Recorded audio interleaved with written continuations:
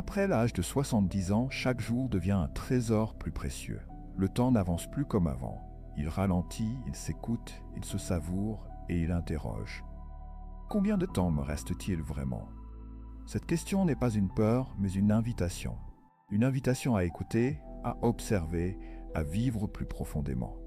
Car le corps, ce fidèle compagnon de route, commence alors à nous parler avec une langue subtile. Il ne crie pas, il chuchote. Et ces chuchotements, s'ils sont entendus, peuvent révéler combien de saisons votre vie pourrait encore embrasser. Contrairement à ce que l'on croit, il ne s'agit pas simplement de gêne ou de chance. Non, il existe des signes très concrets, silencieux, mais puissants, que les médecins et chercheurs ont identifiés chez ceux qui vivent longtemps, avec vigueur et dignité. Ces signes, vous les portez peut-être déjà en vous. Et les connaître, c'est commencer à reprendre doucement les rênes de votre longévité. Le premier de ces signes est d'une simplicité bouleversante, la vitesse de votre marche. Oui, la cadence à laquelle vos pieds touchent le sol peut dire plus sur votre santé que bien des examens. Si votre pas reste fluide, confiant, régulier, votre cœur, vos muscles et même votre esprit continuent de vibrer dans une belle harmonie. Imaginez deux hommes de 70 ans.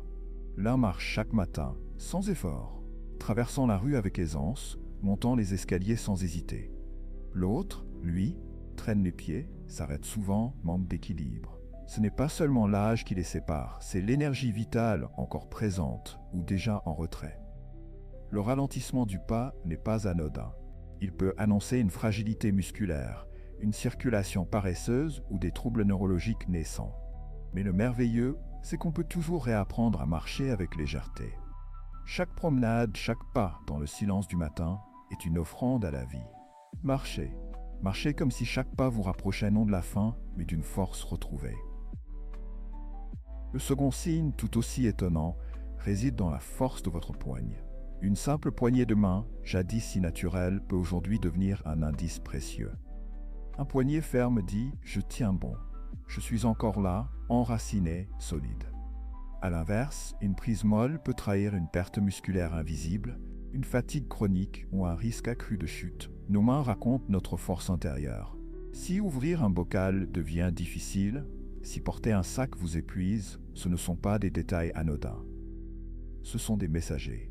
Fort heureusement, la main, comme le cœur, peut être réentraînée. Un simple ballon à presser, un haltère léger ou même le fait de porter son panier à provisions au marché deviennent des rituels de préservation. Car tenir fermement un objet aujourd'hui, c'est peut-être tenir plus fermement la vie demain. Le troisième signe se cache dans votre capacité à tenir en équilibre sur une seule jambe.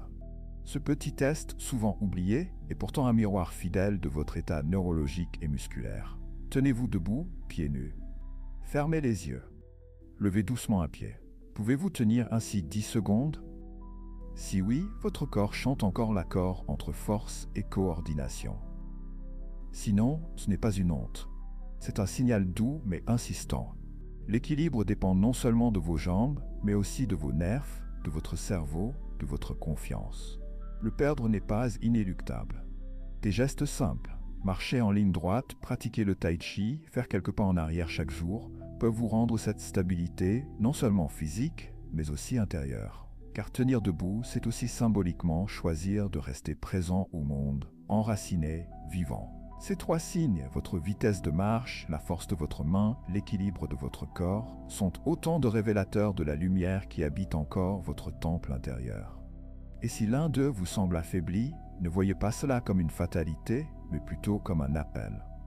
Un appel à reprendre soin de vous avec tendresse et courage. Ce que vous négligez aujourd'hui pourrait raccourcir demain. Mais ce que vous cultivez dès maintenant pourrait prolonger la beauté de vos jours.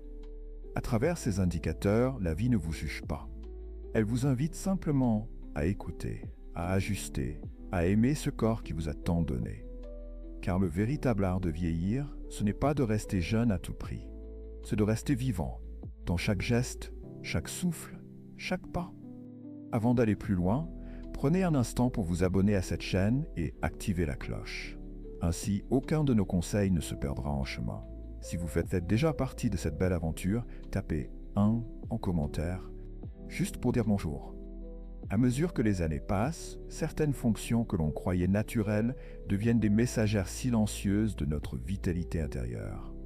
Elles ne font pas de bruit, mais elles parlent. Et si l'on sait les entendre, elles deviennent les guides d'une longévité paisible. Le quatrième signe à observer attentivement concerne votre sommeil.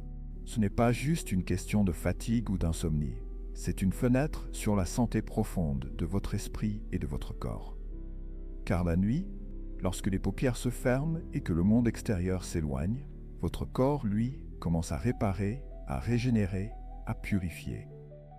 C'est dans ces heures sacrées que votre système immunitaire se renforce, que les toxines quittent le cerveau et que votre cœur ralentit pour se préserver.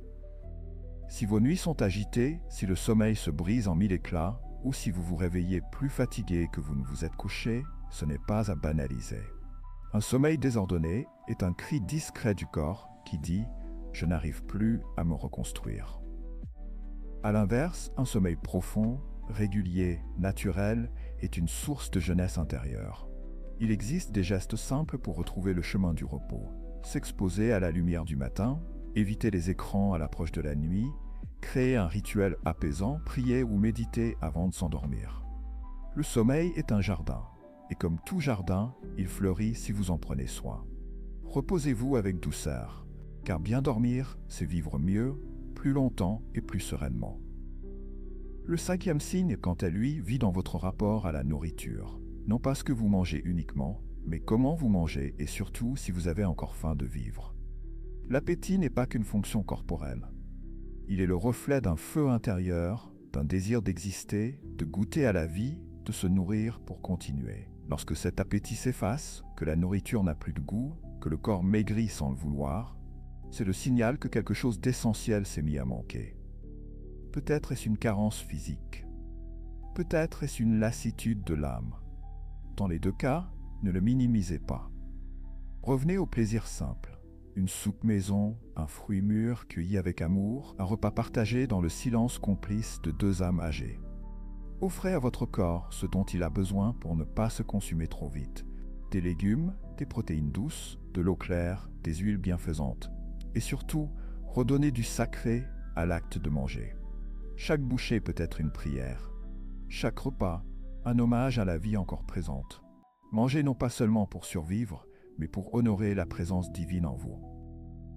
Puis vient le sixième signe, souvent ignoré, pourtant fondamental, votre façon de gérer le stress. Dans la jeunesse, le stress est vu comme une épreuve passagère. Mais après 70 ans, il devient un poison insidieux. Une inquiétude qui persiste, un souci qui vous ronge en silence, un conflit jamais apaisé. Tout cela finit par se loger dans les cellules, alourdir le cœur, troubler le sommeil, épuiser l'âme. À l'inverse, ceux qui vivent longtemps et bien sont généralement ceux qui savent déposer leur fardeau, comme on laisse tomber une pierre dans un ruisseau. Ce n'est pas une question de fuir les problèmes. C'est une question de posture intérieure, de paix choisie. Apprenez à respirer lentement, à relâcher vos épaules, à vous asseoir dans le silence d'un matin sans rien attendre. Méditez, marchez, priez, parlez à quelqu'un de confiance. Riez, même si ce n'est que d'un souvenir ancien. Le stress ne disparaît jamais complètement, mais on peut lui apprendre à ne plus commander notre vie, car un cœur tranquille est un cœur qui dure. Alors observez-vous, non pas avec peur, mais avec compassion. Dormez-vous vraiment? Mangez-vous avec joie? Et lorsque la vie vous bouleverse, savez-vous revenir à votre centre comme on revient au port? Si l'une de ces réponses vous met face à une fragilité, n'en faites pas une fatalité. C'est une bénédiction déguisée. Car ce qui est vu peut être soigné. Ce qui est reconnu peut être transformé. Vieillir n'est pas une perte, c'est un dépouillement. Et dans ce dépouillement, il reste l'essentiel, la qualité de vos nuits, la sagesse dans vos assiettes et la sérénité de votre esprit.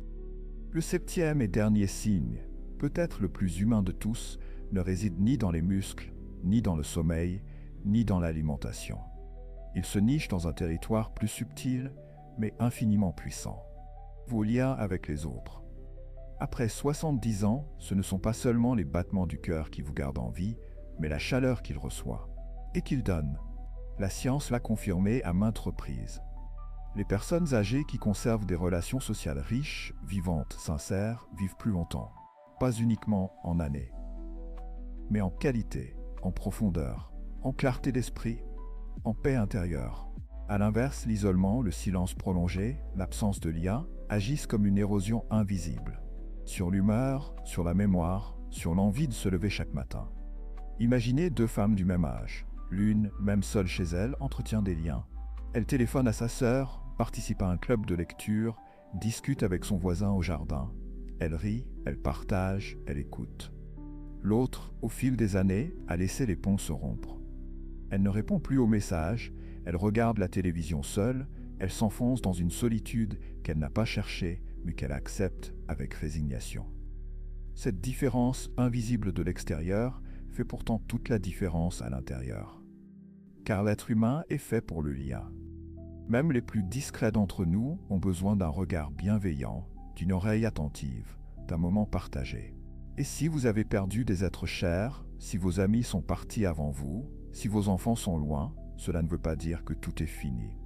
Chaque jour offre une nouvelle possibilité de connexion.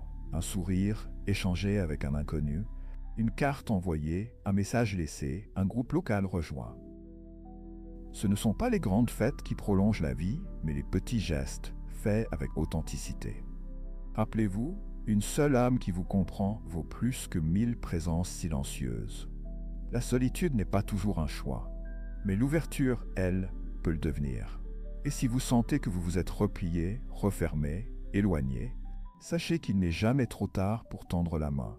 Même tremblante, même hésitante, car au bout de cette main, il y a peut-être un cœur qui attendait ce geste depuis longtemps. À présent, vous connaissez ces 7 signes. La vitesse de votre marche, la force de votre poigne, l'équilibre de votre posture, la qualité de votre sommeil, la richesse de votre appétit, votre manière de traverser les tempêtes. Et enfin, la chaleur de vos liens. Aucun d'eux n'est figé. Tous peuvent être renforcés, rééquilibrés, guéris. Vous n'êtes pas prisonnier du temps. Vous êtes l'artiste de ce qui vous reste. Car la longévité n'est pas un simple prolongement mécanique. Elle est une expansion de la présence, une façon de vivre chaque jour, avec attention, avec tendresse, avec foi. Vieillir n'est pas une lente disparition. C'est une lente révélation. Celle de ce qui est essentiel, ce qui reste quand tout le reste s'efface. Alors aujourd'hui, posez-vous la question, et si la vie me laissait encore du temps? Qu'en ferais-je? Est-ce que je marcherais un peu plus? Est-ce que je dormirais un peu mieux? Est-ce que je rirais plus souvent, mangerais avec plus de gratitude, tendrais davantage l'oreille à mes émotions?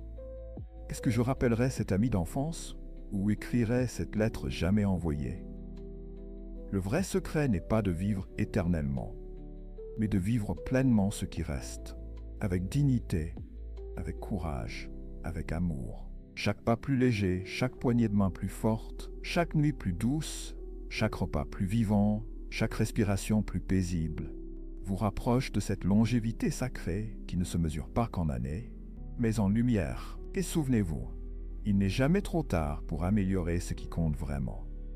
Parce que vous êtes encore là, et aussi longtemps que vous êtes en vie, tout est possible. Si cette vidéo vous a été utile, n'hésitez pas à vous abonner à la chaîne Mémoire d'automne et de partager cette vidéo avec quelqu'un qui pourrait en avoir besoin. Votre geste est petit, mais pour nous, il est immense. Il nous permet de continuer à créer du contenu qui a du cœur. D'ici là, prenez soin de vous, restez curieux, restez forts et surtout, vivez avec ce feu tranquille que seule la sagesse véritable peut allumer.